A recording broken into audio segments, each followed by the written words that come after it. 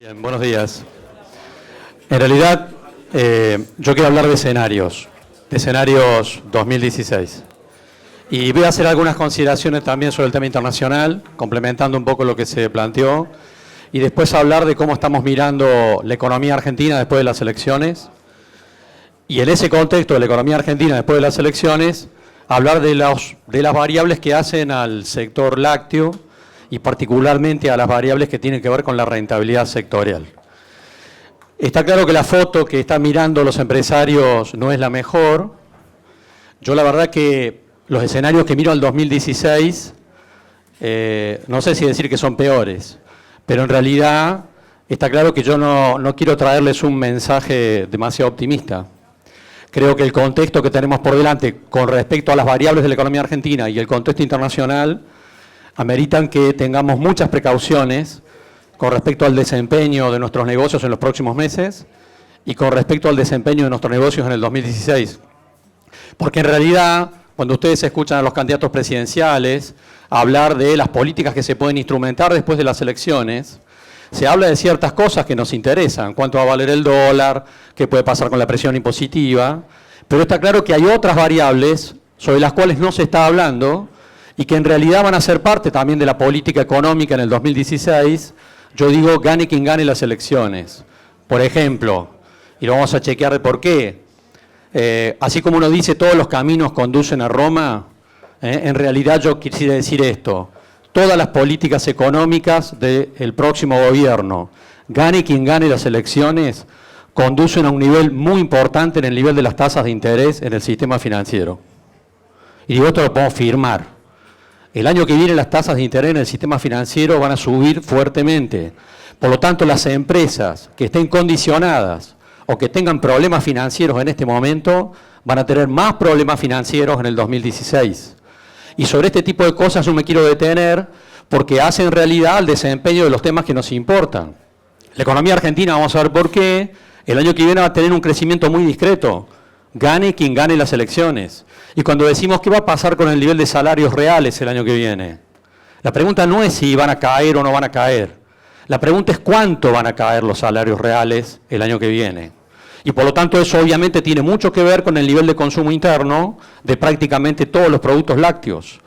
Esto es lo que vamos a chequear en estos minutos para que evaluemos qué película estamos mirando el 2016, donde por supuesto juegan algunas cosas del mercado internacional y muchas del desempeño de la economía argentina el próximo año, donde no somos del todo optimistas. Bueno, un pequeño comentario sobre lo internacional, complementando lo que se planteó recién. Este es el índice CRB. Es un índice que mide el comportamiento de 25 commodities a nivel internacional. O sea que este es el comportamiento de los precios de los commodities desde mediados del año pasado. Ahí hay granos, harinas y aceites. Ahí también está la leche en polvo. Está el petróleo, están los metales, hay una gran cantidad de productos metidos en ese gráfico. Si yo mirara en realidad individualmente, diría, bueno, esto es la soja, este es el cobre, este es la leche en polvo, este es el petróleo. Si vuelvo sobre el gráfico anterior, en realidad el primero, te dejo. Uno podría decir, bueno, dijimos que en este gráfico hay 25 productos, y yo pasé 4 recién. Ahora los 4 muestran lo mismo. Si yo me hubiera tomado el trabajo de mostrarles los 25 productos, todos mostrarían la misma tendencia, declinante. O sea que yo me puedo concentrar sobre soja. Alguien diría decir, y lo que pasa es que el precio de la soja bajó en Chicago porque hubo muy buenas cosechas los últimos 2 años, entonces aumentó la oferta. Eso es parte de la explicación. Y hubo muy buen clima, entonces llovió más. Ahora vimos el precio del cobre también bajando, porque llovió donde bajó el precio del cobre. En realidad, la lectura del índice me está diciendo algo. Cada producto tiene su particularidad, y yo puedo mirar el mercado de la soja y decir algo de lo que pasa en Chicago que tiene que ver solo con la soja, o puedo mirar el mercado del petróleo y decir algo, o mirar la leche en polvo. Ahora, si yo tengo 25 productos en el mundo que van todos para el mismo lado, no sé qué les parece, debe haber algún hilo conductor en la explicación que es común, ¿puede ser? Hay algún hilo conductor común. Ustedes dirán, ¿y cuál es el hilo conductor común? Y que la economía mundial no está de fiesta. Es así de simple. La economía mundial está en problemas. Y una economía mundial que está en problemas no puede convalidar precios alcistas para las materias primas. No solamente lo que estamos viendo en China. Europa está en un escenario cuasi recesivo. Japón está en recesión, Rusia está en recesión. China está acomodándose para no caer más todavía. La India también está en ese contexto. En realidad la economía mundial está en problemas. Y en ese contexto de problemas, al sector lácteo me parece que le tiene que interesar particularmente uno, que es el precio del petróleo. Porque yo creo que cuando se mostró el gráfico de China recién, mostrando una economía china que se está desacelerando y que por lo tanto ha tenido alguna debilidad en su demanda de leche en polvo, no tenemos que olvidarnos de que una parte importante de todos los países importadores de leche en polvo en el mundo son países petroleros. Venezuela, un clientazo para nosotros. Este es el comportamiento del precio del petróleo a nivel mundial. ¿A quién le vende leche en polvo a Argentina? ¿A Venezuela? ¿A Rusia? ¿A Argelia? Son países exportadores de petróleo. Los tres están al horno con papas, en realidad. Venezuela hizo su presupuesto anual el año pasado a nivel gobierno con un barril de petróleo de $90. Y ahora resulta que vale 45. ¿Qué capacidad de compra puede tener de leche en polvo? ¿Qué capacidad de compra puede tener Rusia? Que basa todas sus exportaciones en el área petrolera y se le está cayendo todo el andamiaje económico. Ustedes dirán, bueno, la caída del precio del barril de petróleo en realidad tiene que ver con lo mismo. Es un gráfico más de los otros. La economía mundial está débil, entonces el precio del barril de petróleo se debilita y entonces se debilita la demanda de leche en polvo. Hay una relación casi directa acá, en lo que nos importa a nosotros desde el punto de vista comercial. Ahora, en realidad, acá hay un problema adicional.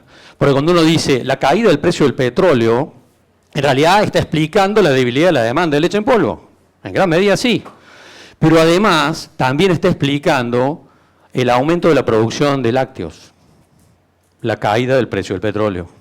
Ustedes dirán, esa parte no se entiende tanto. Bueno, lo que pasa es que miren este gráfico. Este es el uso de maíz para etanol en los Estados Unidos. Hasta hace algunos años pensábamos que el precio del barril de petróleo iba a subir siempre, ¿puede ser? Yo recuerdo los productores agrícolas iban a las conferencias y les decían, el precio de los granos está atado al precio del petróleo. Y todos salían chochos porque la lectura era que el precio del petróleo iba a subir siempre, entonces el precio de los granos iba a subir siempre, estábamos condenados al éxito, como decía Duhalde, ¿puede ser? En ese contexto.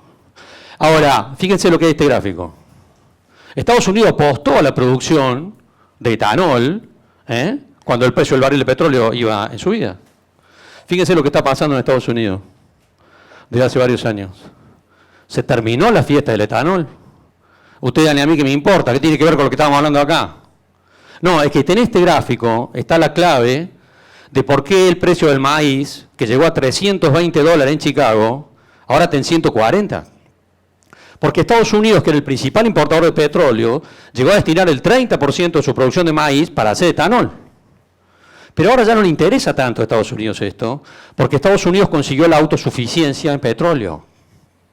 ¿Por qué la consiguió? Acá está una de las claves del otro gráfico. Hay una revolución tecnológica en el mundo. Esa revolución tecnológica se llama fracking, como es vaca muerta para nosotros.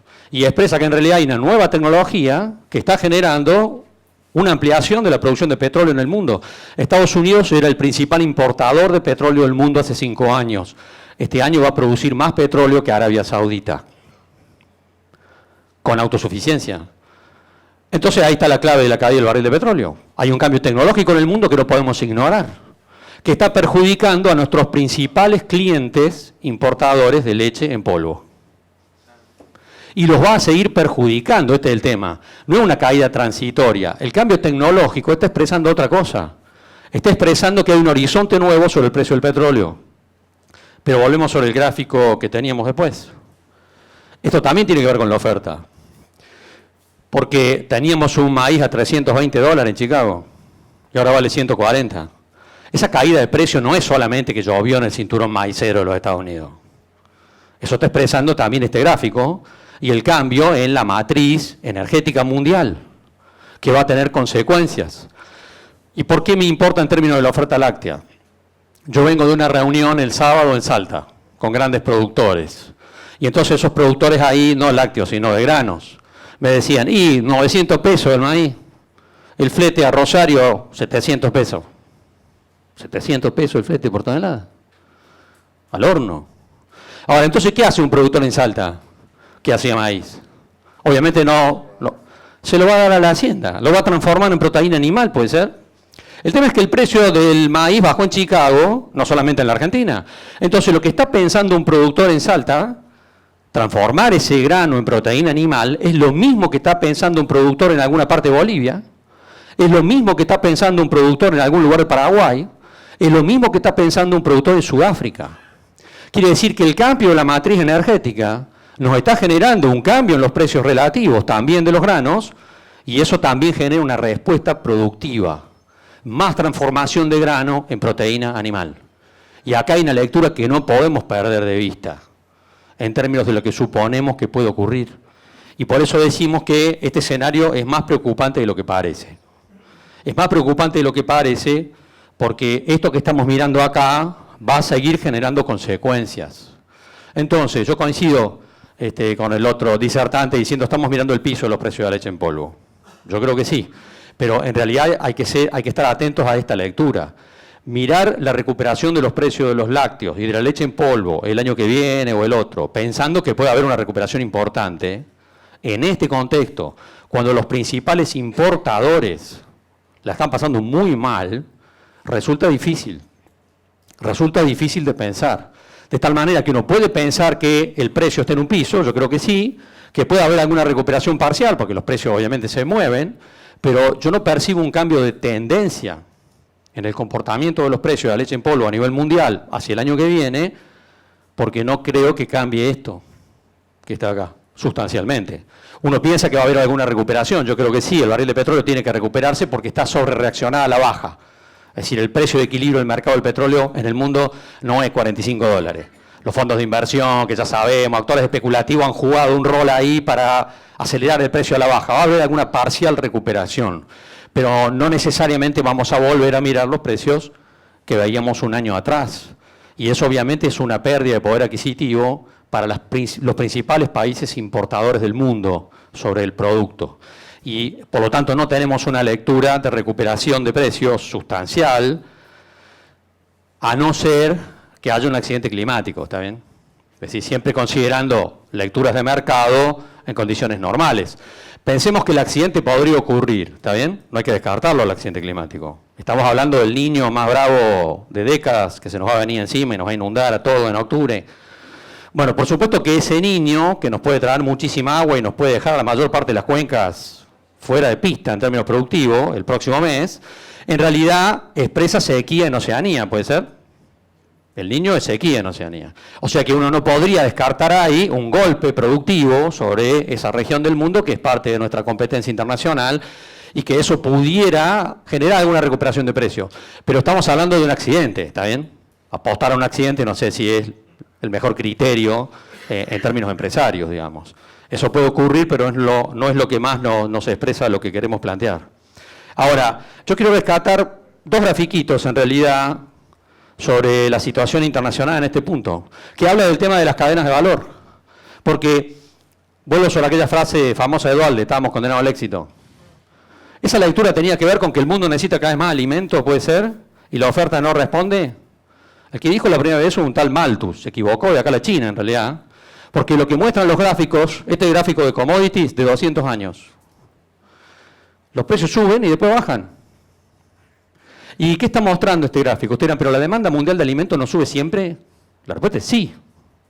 Pero sube y los precios suben también, ¿hasta qué? Suben hasta un punto en que sube tanto el precio que termina apareciendo una respuesta tecnológica que multiplica la oferta y los precios vuelven a bajar. Y esto es lo que pasó a lo largo de 200 años. El ejemplo del fracking, que estamos hablando del petróleo, es un ejemplo concreto de eso. El precio del barril de petróleo subió hasta un punto y apareció una respuesta tecnológica y el precio se fue para abajo. Esta es una lectura importante al momento de mirarnos y expresar parte de cómo podemos ver la película al final del debate, porque fíjense este gráfico. Y esto tiene que ver con nuestros negocios en el mundo, ¿no? Este mapa muestra por dónde pasan los barcos en el mundo. Son las líneas rojas y el resto. Y los cargueros, no los barcos de placer. No sé qué les parece el lugar de la Argentina. Fantástico.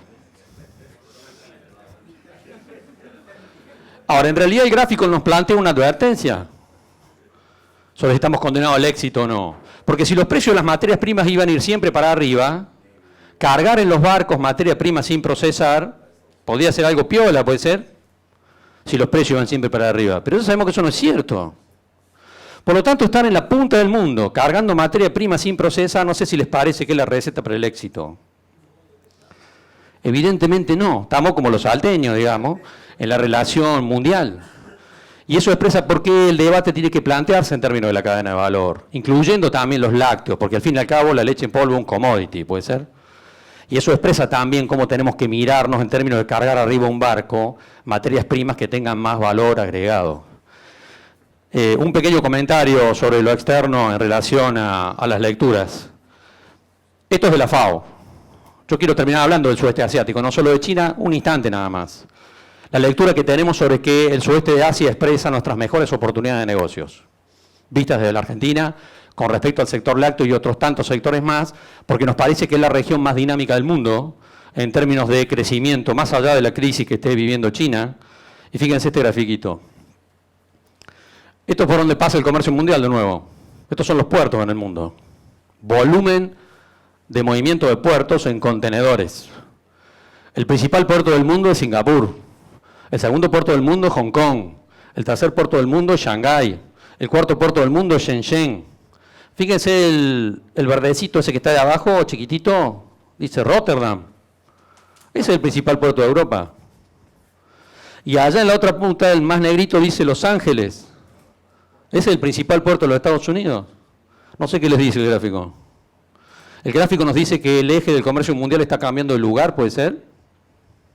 Porque este gráfico no era así 20 años atrás. Y nos está diciendo que la velocidad con la que se mueve el comercio mundial incluso es más rápida que nuestra actitud mental para asumirlo y darnos cuenta. Digo esto en relación a las lecturas que podemos plantearnos con respecto a los productos, ¿no? Y pensar no en China, básicamente, sino en todo el sudeste de Asia. Esto es un supermercado de Shanghái. Y en realidad lo que está ahí parece leche en polvo convencional, es una mezcla con harina de soja. Porque en realidad cuando decimos el sudeste de Asia va a aumentar su consumo en lácteos, y nosotros decimos, está claro que sí, y ahí hay una oportunidad inmensa de negocios, pero no necesariamente sobre nuestros productos, sobre nuestra materia prima sí, pero no necesariamente sobre nuestros productos, porque estamos hablando de sociedades que tienen pautas culturales de consumo distintas. Yo cuando hice la degustación de ese producto me quedé 3 días con el gusto a soja acá en la garganta. Sería un producto invendible en la Argentina, obviamente, pero en realidad expresa por dónde va la pauta cultural de consumo de lácteos en esa región del mundo que no es la occidental y por lo tanto tiene otras pautas culturales. Quiero tocar esto al final cuando hablemos un poco de estrategias comerciales desde la Argentina. Bueno, esta es la Argentina. Empezamos a hablar de las políticas que suponemos van a ocurrir, donde tenemos mucha preocupación con respecto a lo que puede pasar el año que viene.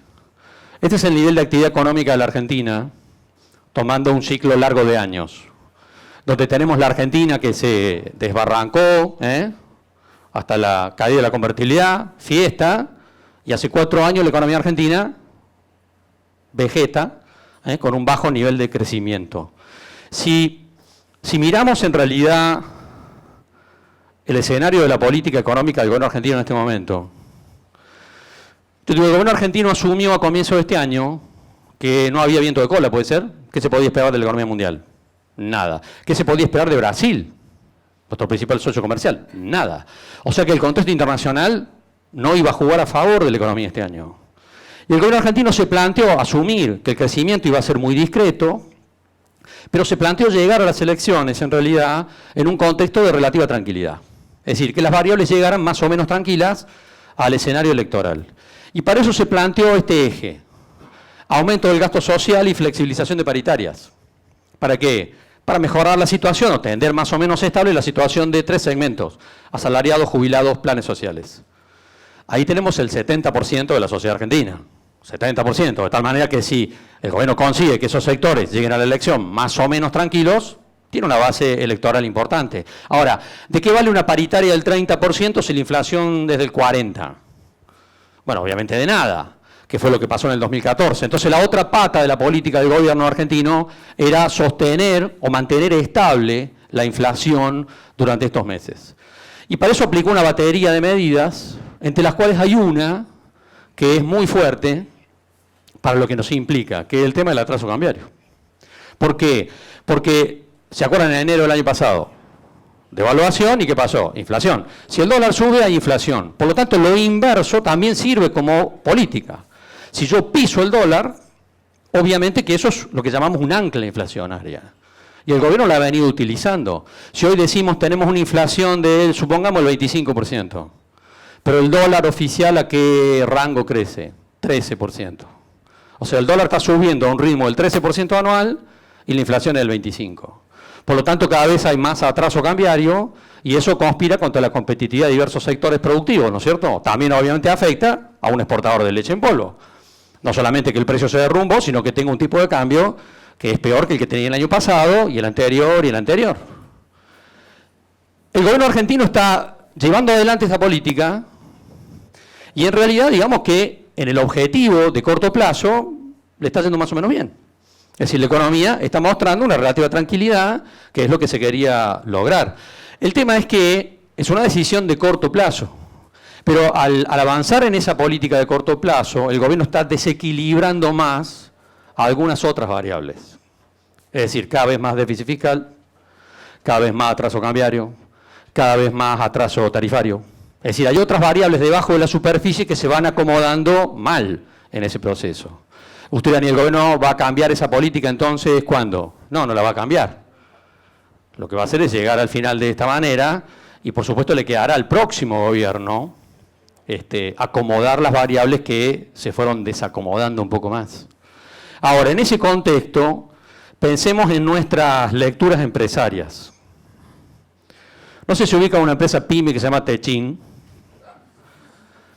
Bueno, la empresa Techin hace 3 meses tuvo una reunión con la Unión Industrial Argentina, esos son socios, por supuesto, pero además una reunión donde Techin dijo, a nosotros nos parece que el próximo gobierno tiene que hacer 4 cosas para acomodar el carro.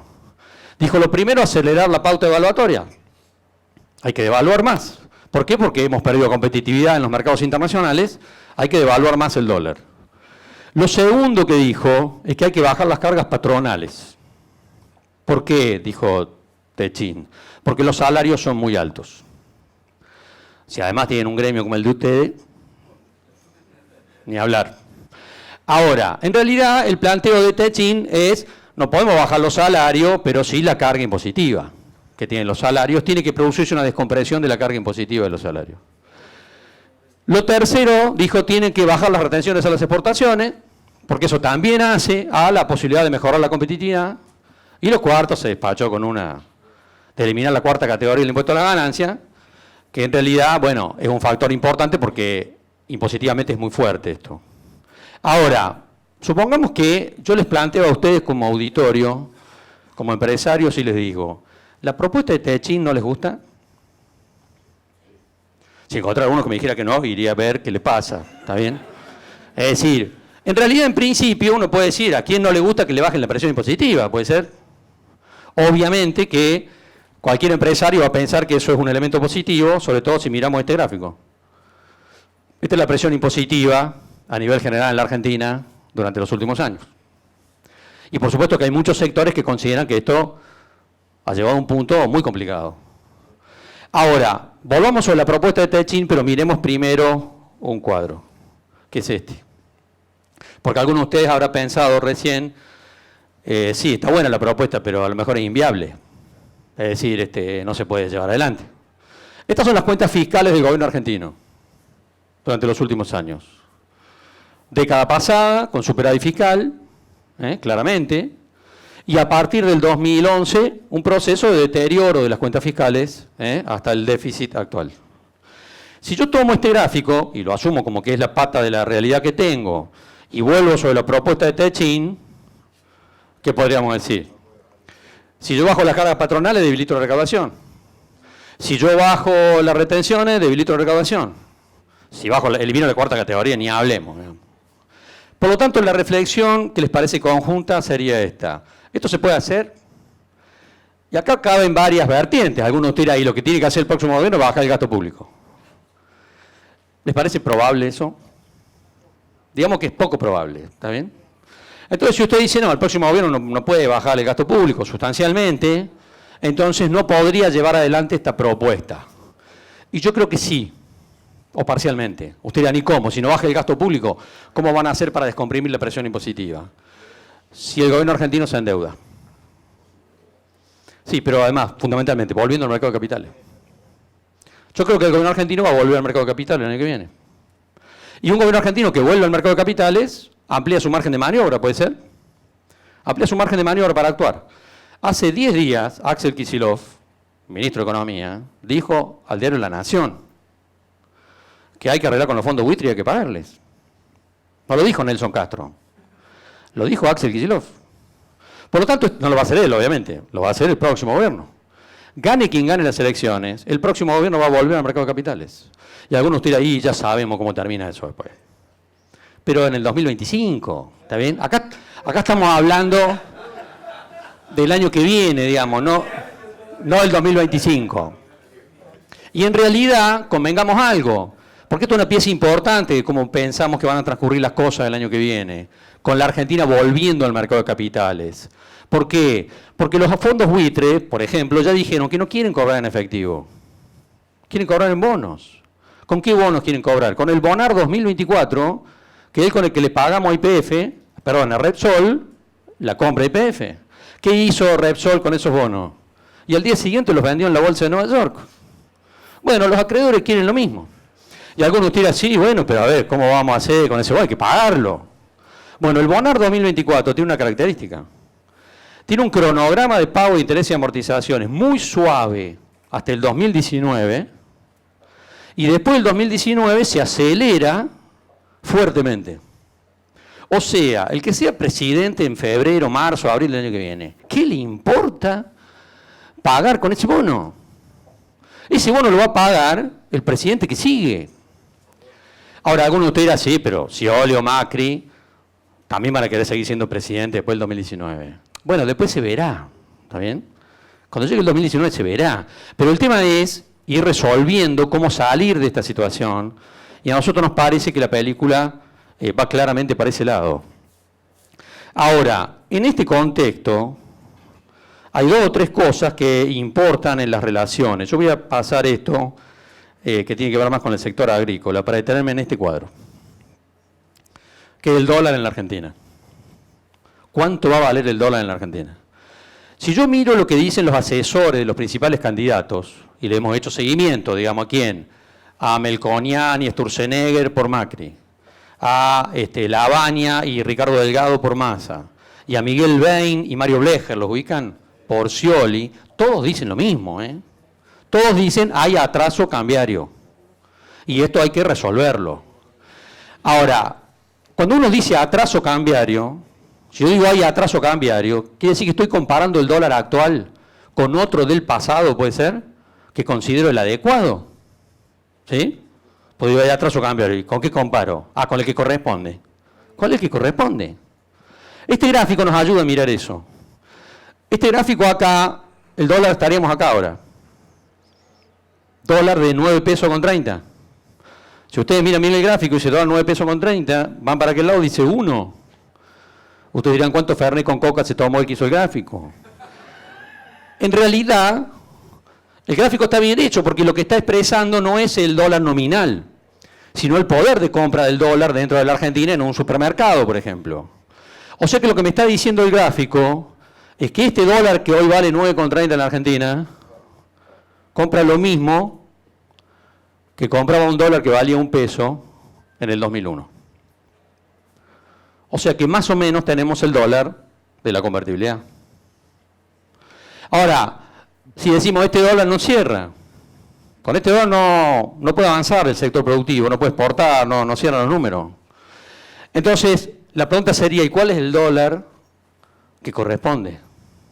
Si en esta reunión, y esto es interesante porque me tocó, 2 jornadas la semana pasada, una con agricultores federados argentinos, todos productores agrícolas, y otra el Congreso de Sancor en Tanti. Si yo le pregunto a un productor sojero cuál dólar le gusta, ¿qué me va a decir? El del 2002 era fantástico, va a decir. ¿Puede ser? Ahora, ¿ese dólar era fantástico para los productores lácteos? ¿En la industria láctea? Fue el peor año. ¿Por qué? Porque eso derrumbó el consumo interno, del cual vive la mayor parte del sector lácteo. Por lo tanto, lo que le conviene a uno no es necesariamente lo que le conviene al otro, ¿puede ser? A veces se habla de políticas para el sector agropecuario como si fuera homogéneo, y está claro que no lo es. Lo que le conviene a algunos actores no necesariamente le conviene a otros. Cuando Macri o Massa dijeron la semana pasada en el Hotel Castelar que van a sacar la retención a la exportación del maíz, esa no me parece una buena noticia para un productor porcino, ¿puede ser? O para un productor de pollo. Y tampoco en realidad para un productor lácteo. Ahora, en realidad, ¿por qué pongo acá esto que dice acá razonable? Porque ese valor es el que manifestó Miguel Bain, principal asesor de Scioli. Hace 2 semanas, Miguel Bain dijo, no tenemos que tener el dólar del 2003, el 2004, 2005, eso era un dólar estratosférico, propio de un país que había golpeado, que había, digamos, volcado en la ruta. Y Bain dijo, la Argentina tenía un nivel razonable de competitividad en el 2010. Por eso está con signo de pregunta lo razonable. Ahora usted dirá, ¿y el dólar del 2010, trasladado a hoy, sería un dólar de cuánto? No, 12. El dólar de 20 es el del 2003-2004. Sería un dólar de 12. Ahora, claro, no es un dólar fantástico, porque es un dólar que equilibraría a algunos sectores, no necesariamente a todos. Ahora, la pregunta es, ¿cómo se hace para llegar ahí? Porque esto que ustedes tienen acá, esta vueltita, ¿qué sería? La devaluación de enero del año pasado, ¿se acuerdan? Que la inflación, ¿qué hizo? Se la comió. Es decir, si yo evalúo el 30% y la inflación es del 30%, en ese gráfico no se mueve nada. Todo se mantiene igual. Entonces, ¿cómo hacer para recuperar o para llegar hasta acá? Ahí hay algún nivel de consenso entre los economistas que asesoran a los candidatos, diciendo que el nivel de atraso cambiario es en torno al 30%. Ahora, ¿qué significaría que el atraso cambiario es del 30%? ¿Ustedes dirán que hay que devaluar 30%? No. Lo que está diciendo quien plantea eso es que el año que viene el dólar tiene que subir un 30% más que la inflación del año que viene. Ustedes entonces tenemos que seguir atando cabos, porque ustedes dirán, ¿y cuál es la inflación del año que viene? Bueno, supongamos que estuviera en torno al 25 o 30%, vamos a ver por qué. Si estamos pensando en una inflación entre el 25 y el 30% el año que viene, quiere decir que el dólar el año que viene debería subir entre un 35 y un 40%, nominalmente. Y con eso recuperaría ese atraso del 30%. Ahora, ustedes dirán, eso es fácil de decir, ¿puede ser? No necesariamente tan fácil de hacer. Ahora, en ese contexto uno puede estar pensando en qué reacciones va a haber, en términos de lo que nosotros pensamos son cosas que razonablemente van a ocurrir y otras que no. Porque uno no sabe quién va a ganar las elecciones, pero yo creo que hay ciertas cosas sobre las cuales podemos tener certezas de cara al próximo año. Así como pensamos que va a haber algunas con incertidumbres. La primera certeza es que el año que viene va a haber bajo crecimiento económico. Y yo digo, no hay que ser ni economista ni mago para darse cuenta que esto va a ser así. Porque el contexto internacional es flojo, ¿puede ser? Argentina tiene 2 problemitas ahí. Precios internacionales complicados y Brasil complicado. Nuestro principal socio comercial está en recesión. Y la presidenta Dilma, con la ironía que le queda todavía, hace 3 días dijo, y la verdad que el 2016 no va a ser fantástico. Ni una ironía. O sea, Brasil en el 2016 va a seguir en recesión. Lo cual, por supuesto, es una muy mala noticia para la Argentina, al margen de los precios de las materias primas. Porque volvamos sobre los precios de los commodities. Dijimos, los precios de los commodities están débiles porque la economía mundial está débil. ¿Puede ser? Eso dijimos al comienzo. Ahora, ¿la economía mundial se va a recuperar en los próximos meses? ¿Y de cara a la primera parte del año que viene? La respuesta es no. La economía mundial la está pasando relativamente mal. Esperemos, yo personalmente confío que China va a ser capaz de controlar sus problemas actuales, que va a ser capaz de controlarlos, pero pensemos en esto. China tuvo que devaluar su moneda. La devaluación de China no nos perjudica directamente, pero en realidad tiene un impacto en otro aspecto. ¿Por qué? Porque al devaluar China, está obligando a devaluar a todos los países del sudeste asiático que son satélites de China. Y de hecho, desde la semana pasada, vemos devaluaciones en Indonesia, en Malasia, en Tailandia, en Vietnam. Si todo el sudeste de Asia está devaluando su moneda, no solamente hay un tema de competitividad ahí dando vuelta, sino que cuando hay una devaluación, las sociedades pierden poder adquisitivo, ¿puede ser? Entonces, lo que estamos hablando es que en la foto de los próximos meses, el sudeste de Asia pierde poder adquisitivo. Y ese es un problema. Que me está diciendo que los precios de la materia prima en Chicago, sin accidente climático, obviamente no tienen ninguna expectativa alcista seriamente, pueden moverse en un rango. La economía mundial el año que viene no va a estar bien, va a estar todavía moviéndose lentamente y encima con un Brasil muy complicado. Para la Argentina ese es un contexto externo realmente serio. Pero además, la economía interna en la Argentina está en un escenario de amesetamiento, ¿puede ser? Y decimos que la economía argentina tiene que todavía reacomodarse de una serie de distorsiones el año que viene. Por lo tanto, pensar que la economía argentina el año que viene va a estar creciendo, me parece fuera de agenda, porque globitos rojos y música no van a hacer que la economía haga milagros o amarillos, sino que en realidad estamos hablando de una economía que va a tener un bajo crecimiento. Si yo estoy debatiendo esto y digo la economía argentina el año que viene va a tener un bajo nivel de crecimiento, y en una reunión con productores sojeros, ¿le importa un pito, puede ser? Es decir, ¿qué le importa a un productor sojero que la economía esté creciendo o no? El producto va a exportación. Ahora, al sector lácteo, este tema le pega en el ojo, puede ser. Decir que el año que viene la economía argentina va a seguir en un contexto débil es obviamente una mala noticia sectorial, que vamos a chequear en otra cosa. Y la economía argentina el año que viene va a tener alta inflación. Puede ser la misma que ahora, pero es alta. No hay ninguna chance de que el año que viene la inflación baje. Si estamos diciendo que hay que recuperar competitividad vía devaluación, ¿qué es eso? Inflación. Si estamos diciendo que hay que ajustar las tarifas, eso es inflación. Si estamos diciendo en realidad que hay ciertos desequilibrios y que hay que sincerar, es la palabra que se usa, puede ser, hay que sincerar las variables. ¿Ustedes vieron algún sinceramiento para abajo alguna vez? En realidad está claro que el año que viene es un año inflacionario. La economía argentina el año que viene va a seguir teniendo inflación. Estas son dos certezas, sea quien sea el presidente el año que viene, a no ser que sea del Caño, no sé. Pero en realidad, si estamos hablando de los candidatos que realmente tienen más chance de llegar, está claro que el margen de maniobra no es tan amplio en términos de estas dos variables. Recuperación parcial de los sectores exportadores, esto es algo necesario, que tiene que llegar obviamente de la mano de una mayor devaluación, que es lo que establece el punto 4, la aceleración cambiaria por encima de la inflación. Esto es algo que se va a intentar, lo cual no necesariamente significa que se va a lograr, pero sí que se va a intentar. Yo acá tengo una lectura, ¿no?, que sí tiene que ver con diferencia de candidatos. Mi impresión es que si el que gana las elecciones en octubre es Scioli, el gobierno va a empezar después de octubre a moverle más la cotización, para entregársela en diciembre sin que tenga que tomar decisiones más fuertes, digamos. Se la va a empezar a mover de octubre. Mi impresión es que si el que gana es Macri, y el gobierno le va a clavar la cotización hasta el día de diciembre, no se la va a mover, digamos, para que después se haga cargo de todo el paquete, ¿no es cierto? No sé si les parece que suena lógico, pero uno se pone en esa dinámica y lo piensa así.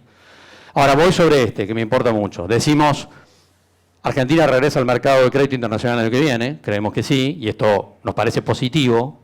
Yo digo, si algún empresario tiene expectativa de que el año que viene baje la presión impositiva, salga a aplaudir que el gobierno regrese al mercado de crédito.